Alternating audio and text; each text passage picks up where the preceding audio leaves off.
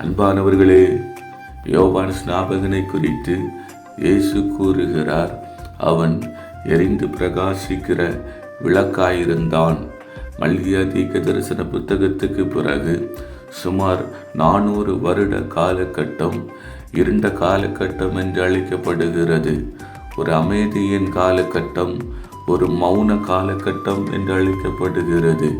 ஏன் என்று சொன்னால், அந்த காலகட்டத்திலே தேவனுடைய நேரடியான சத்தத்தை கேட்கிற மனிதன் இல்லை.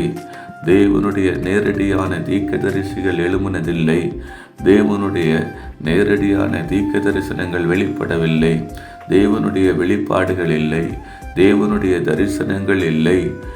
அதனால் அந்த காலகட்டம் ஒரு இருண்ட காலகட்டம் என்று அழைக்கப்படுகிறது. ஆவிக்குரிய பஞ்சம் நிறைந்த ஒரு காலகட்டம், இருளடைந்த ஒரு காலகட்டம். அந்த காலகட்டத்தின் இறுதி நாட்களிலே கர்த்தர் யோவான் ஸ்நாபகன் என்கிறதான ஒரு தேவ மனிதனை எரிந்து பிரகாசிக்கிற ஒரு விளக்காக பயன்படுத்தினார். அந்த இருண்ட காலகட்டத்துக்கு, அந்த இருள் நிறைந்த அந்த காலகட்டத்துக்கு ஒரு வெளிச்சமாக, ஒரு எரிந்து பிரகாசிக்கிற ஒரு தேவ மனிதனாக பயன்படுத்தினார்.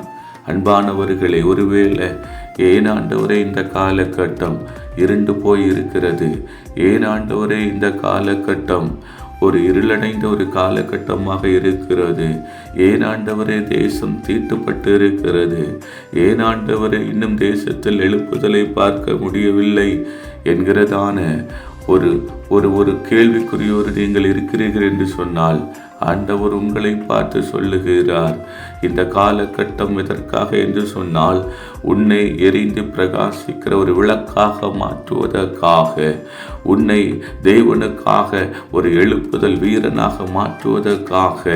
நீ தேவனுடைய பிரசன்னத்தில் வர வேண்டும். நீ தேவனுடைய சமூகத்தில் காத்திருக்க வேண்டும். நீ தேவனுடைய மகிமையை பெற்றுக்கொள்ள வேண்டும்.